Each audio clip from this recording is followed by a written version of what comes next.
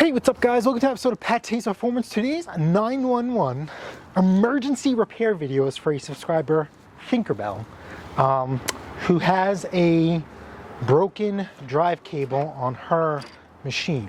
She did make a temporary repair using the existing cable, in which she basically taped it, what's left of the cable, to the handle, so it still functions and works as it should. That is a fantastic fix. If you're stuck, you have successfully stopped yourself from shoveling snow, because shoveling snow sucks. Now she wants to do the right thing and make this repair, even though it's temporary, keep it temporary, not permanent. So she wants to know how to fix her snowblower. This drive cable to replace is absolutely easy. This will work, this method, even though every machine is slightly different, this will work with every snowblower. Every snowblower almost drives the same way. Even if the cable's routed differently, you're gonna be just fine. This is an MTD built machine. I'm gonna go through some of my portfolio of snowblowers that I've had over the years. And I'm gonna show you that even though this says Troy BILT on it, this video and these part numbers most likely will cross over to other makes and models. Okay? I know for a fact right off the bat, yard machines, Troy BILT like this, but with a Tecumseh engine on here. CRAFTSMAN. Who we got? CRAFTSMAN. CRAFTSMAN. Old Troy BILT, MTD, and yard machines will apply to this. If there's another off-brand that I don't know about, drop it in the comments. I'd love to learn.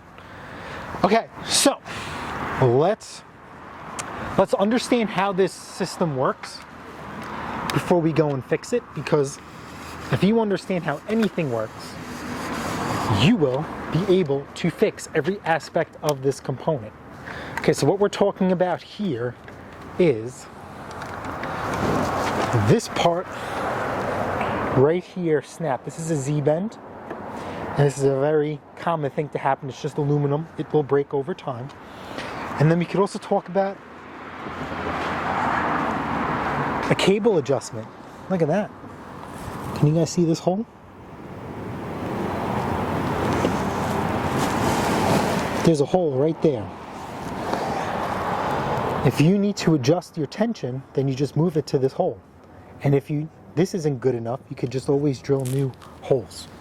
I've done that before in the past. So, we'll start here. We'll engage the cable. Traces all the way down to this wheel. See how it moves?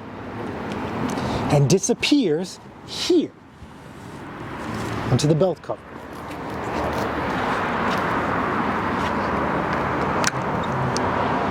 So let's pull that belt cover off and see where it goes. All right, so I'm gonna kill two birds with one stone. I'm actually gonna start the process of reselling this machine. So I'm just gonna, zap off these wheels. This is 9/16. This is also part of a tune-up. But I'm going to visually enhance this machine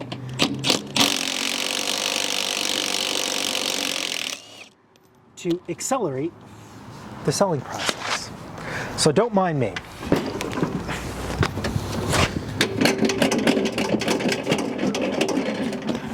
That's one. And that's two.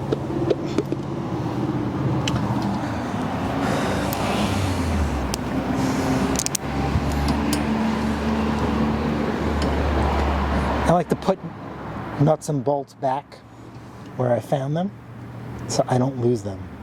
If you guys know me, I have a very good habit of misplacing things. I think that's why my middle name is Anthony, because you're supposed to pray to St. Anthony when you lose things. And funny enough, Mrs. PATTAY'S Performance wants to get a tile for certain things because I misplace it. All right, let me clean this up, throw some paint on these wheels, and I'll be right back. Okay, part 2. Drive cable. Starts here. Still has, look at this, 3 holes. Can you see the 3 holes?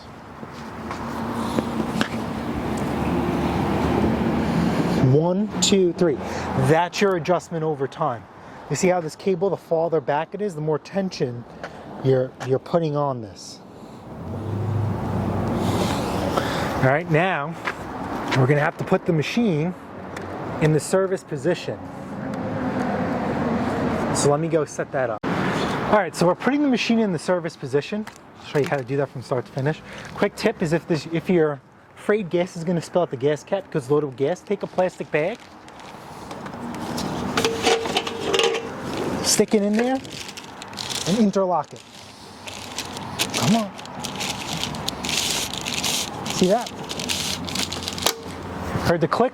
That plastic bag is locked in. Service position.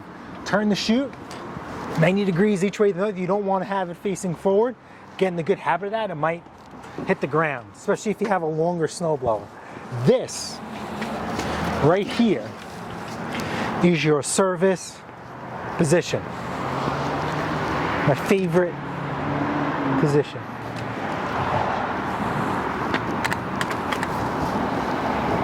I can't say anything. I like rap music. So it'd be booty up, face down.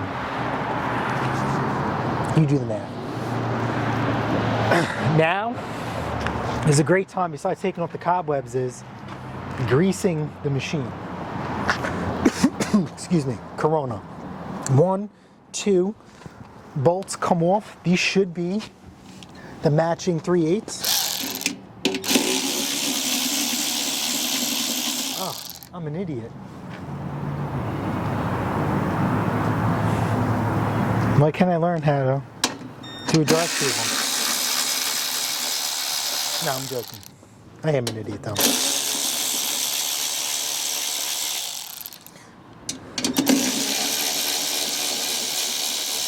Alright, so let's zip these bolts off.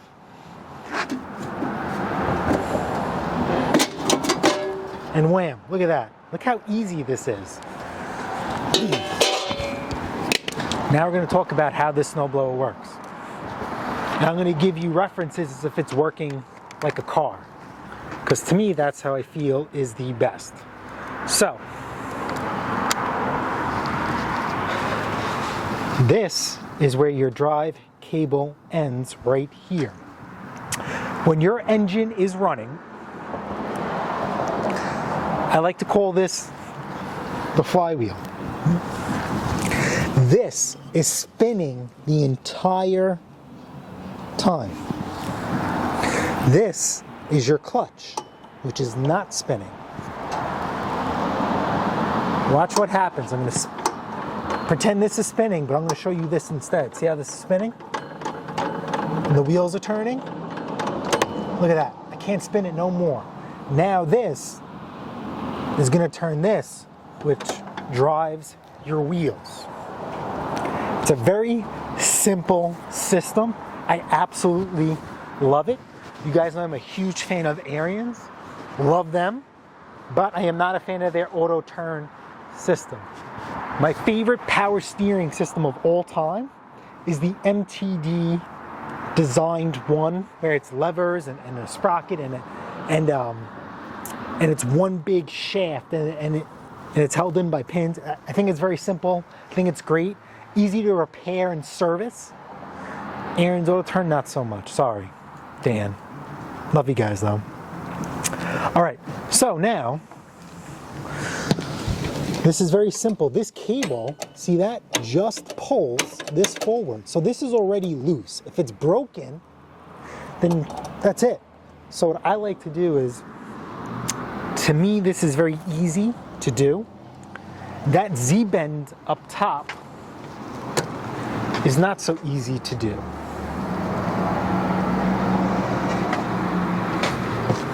And it's aluminum, that will break. So what I like to do is put the Z-bend in first, route it, and then hook it up to the friction disc. You will have to undo this pulley. This is a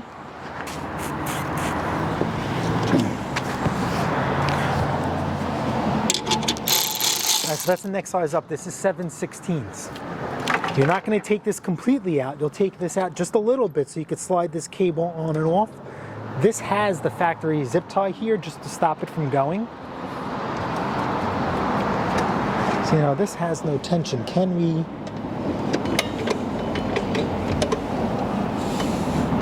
Yeah. I'm not going to take apart something that, if it ain't broken, don't fix it. And this applies to it.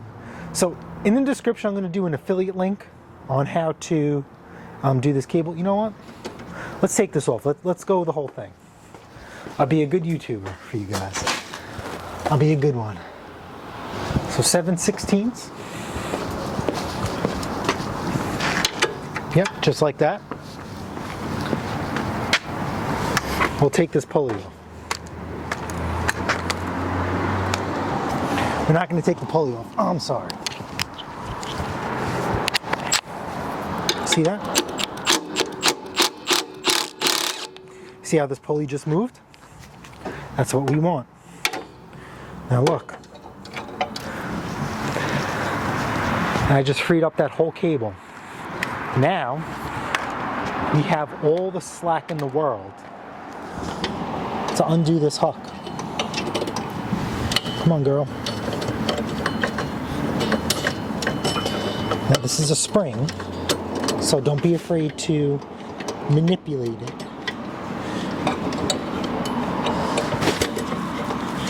You can tell I don't do this often.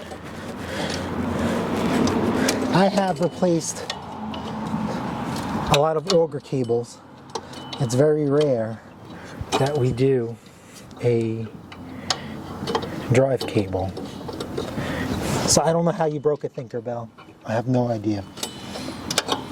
Come on. All right. Let's see if we could just do the top. Yep, we'll do the top first.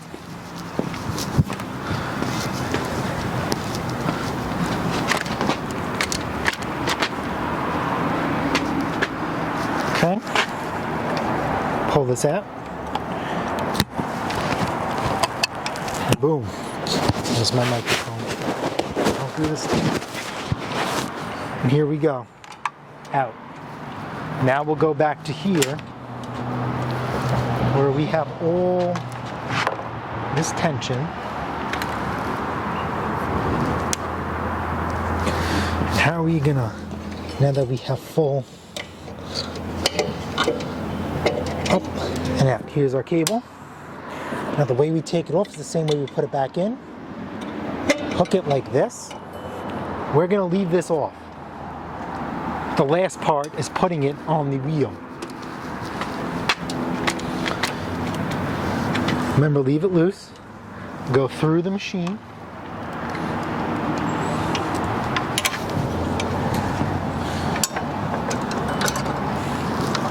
Up through here. And then with the Z-bend, we will put it in the last hole it was originally in, which was the last one. Microphone sticking to the machine right there. Can you guys see that? Right there. We'll just slap that in. Now, because remember, this is the first thing that we did. Now this is ironically the last thing that we did. Take it,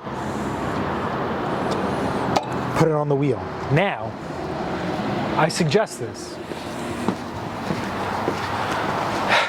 See where that bolt is for that pulley? That is exposed to the elements. Some anti-seize. Dab it right in the threads. And now, we will tighten this. I'm using my impact. Use your hand. I'm putting this on the lowest settings. This is not a rocket ship. This is just a snowblower. That's it. Right, see how the pulley still moves? Fantastic. Now since we have the machine apart, While you're doing this, I cannot stress this more than enough. I cannot stress this more than enough. I don't care if you get this snowblower right off the showroom floor at Home Depot or your local small engine repair shop, / dealer. The first thing you should do when you get home is one, double check their worth, double check their oil, and the second thing you must and should do is grease the wheel shafts. You must grease the wheel shafts, and we'll do that right now for you. All right, so any grease will do. Any grease will do. We'll start here at the shafts. This plastic sleeve is a spacer. Take that off, please. Even though plastic and metal don't rust, but you see? Look at this, rust, no bueno. If you have a wire wheel, I like to polish these shafts and then do it. But if you don't, that's fine. See this? Just apply it to the shaft. Look at this. All right? There is no such thing as too much grease on your axle shafts. I cannot stress this more than enough. Once we get to the shaft where the clutch, I like to call it for you guys, but it's really called the friction disc sits. That's different. Also take a dab of grease and stick it in the hole where the bolt goes. Right? Instead of using anti-seize, we'll just use the grease. Now, we'll talk about greasing what's inside here. Points of contact we like to grease. This is your drive gear. You see that? I like to grease it here. So what I like to do is I just like to pack it in between the gears, just like this, and then we'll spin the shaft. And you can hear it working its way through. So I just do a 180, so one here, and then 180 from where I initially greased it. We'll just do it one more time. Pack it with grease, and as it goes, it'll work itself in. You don't want to put too much, because you do not want to get grease on this here. This is rubber, this is metal. If you get grease on here, this is not going to grip. So let's put the machine, because it's easiest. This is all the way in 6 gears. See how it moved? Take your grease and just put it on the shaft like this. Do it just enough. You know, see, I just did a little dab and I'm working the shaft. Okay, on all the sides. Please do that. You do not want this grease touching there. Uh-oh. I think we just had some. Maybe I'm seeing things. Okay, now take your transmission, your shifter knob from 6 to 1 and work it back. See that? Uh-oh. A magnet again. Look at that. See how it takes the grease with it? Spreads it out? Fantastic. Do the same thing on this side here.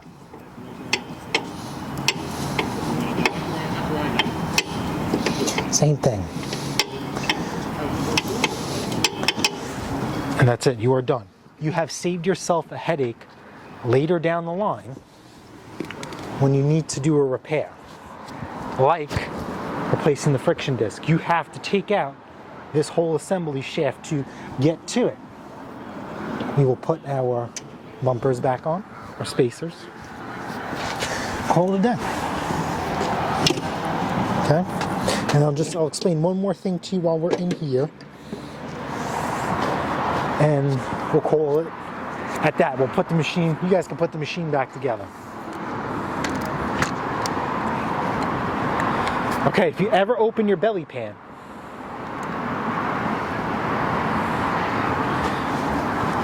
and see a clip, this is called an E-clip. Sometimes they come out. Just pop it back in. These shafts have a spacer in it. Let me show you an example of an E-clip from my toolbox. I buy E-clips in bulk because I do a lot of repairs. Whoops. This is what an E-clip looks like, and you just slide that in. Now, obviously I'm going to cut the video short here because the wheels are in paint, but now we could check our adjustment. Spin the wheel, spin the wheel, spin the wheel. Look, can't spin it. Right? We are good to go. So now, let's put our belly pan on.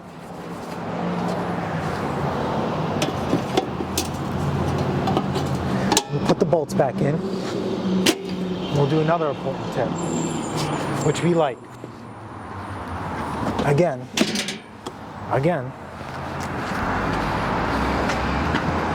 anti-seize. I think our Amazon guy is here. I cannot stress this more than enough. I cannot stress this more than enough. Just a little bit on the threads. You can tell that this is well used. Practice what you preach. Again,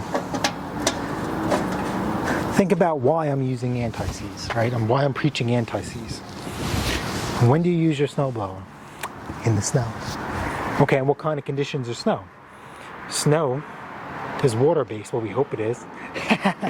So water and metal obviously like to rust. So what do you think is going to happen to these bolts? Anti-seize will prevent that from happening. I cannot stress that more than enough. So we'll put some anti-seize back on here. We will zip these bolts in. Remember, I'm going to be using my ratchet. That's 35 foot-pounds. That's more than enough. More than enough. But if you're not, see that's it. See, just want to look, just a little turn, so it's snug.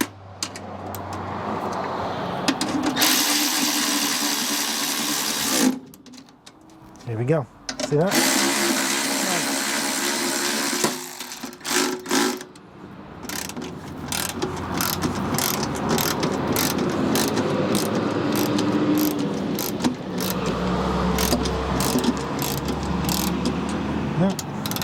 See, this one was stripped out. Snug, but we'll be fine. Just holding it.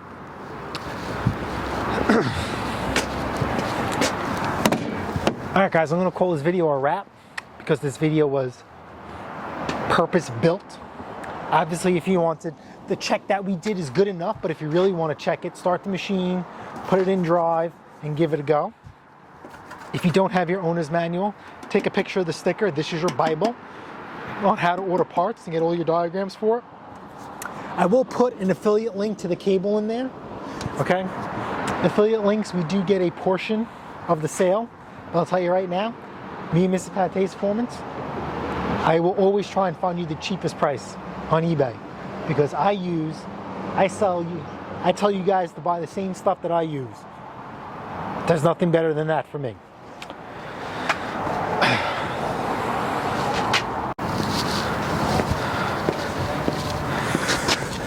So I'm going to call this a wrap because I'm in the middle of a restyle and restoration for this, which I've said already. But Tinkerbell, this video is for you. I hope it works out for you. If there's any questions or something I missed, please let me know. Anybody else in the comments? Absolutely. With that being said, the Mrs. and I, we go live every Saturday, 8 a.m. 10 a.m. Eastern Time. And smash the like button, smash the subscribe button. Guess what? I'll see you guys on the next episode of PATTAY'S Performance. Later.